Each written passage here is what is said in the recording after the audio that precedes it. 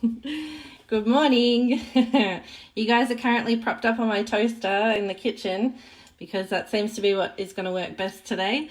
I thought I would pop on with my little co-presenter Tinashe and talk a little bit about the American Civil Rights Movement and how it influenced Australia. I was talking to my friend Vanessa the other day on a virtual coffee date, and we were saying that it would be good if I could do some info materials for teachers in Australia especially, but it might be useful elsewhere as well, that are short and sweet and will cover things that are already in the curriculum.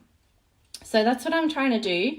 And I know this one is in the curriculum in Australia. So my honours thesis, when I finished my undergraduate degree, I had done a lot of work on the American Civil Rights Movement.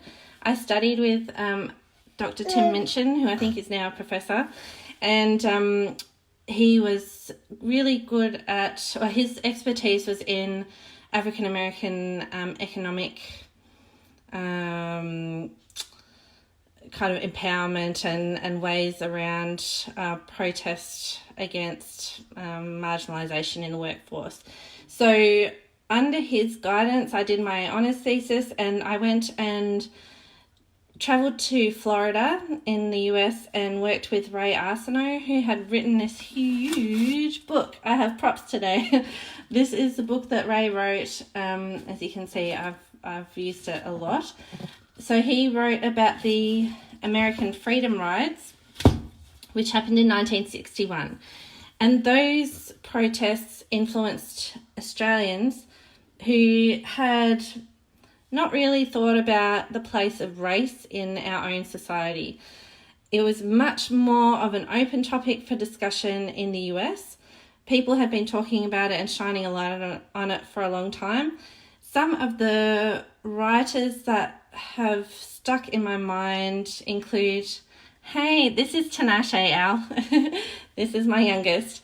We call him Tintin. And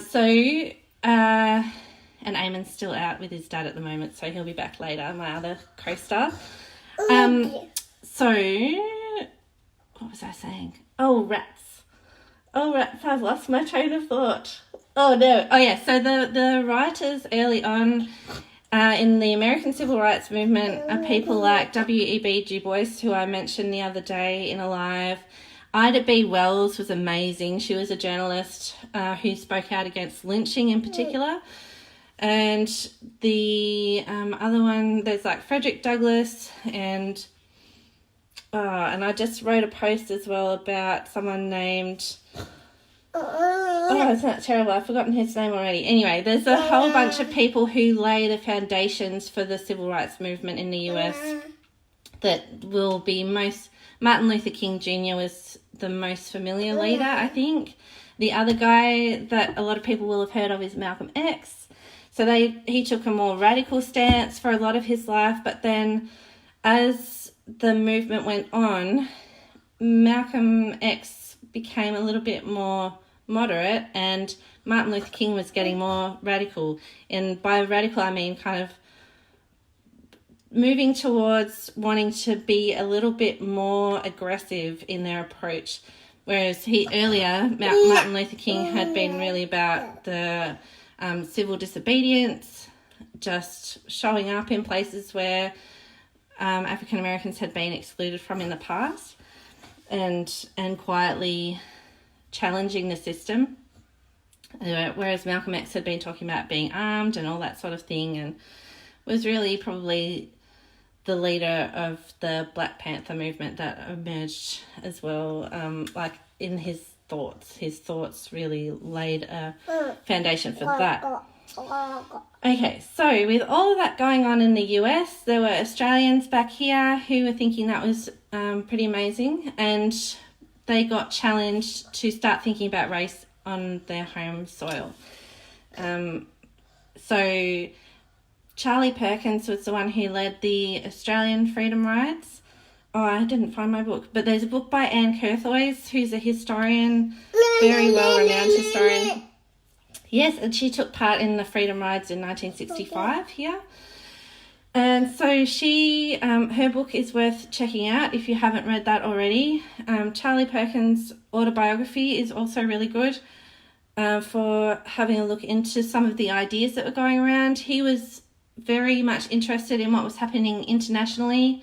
He was, he challenged apartheid from over here in South Africa. So he was speaking out against racism internationally as well as here.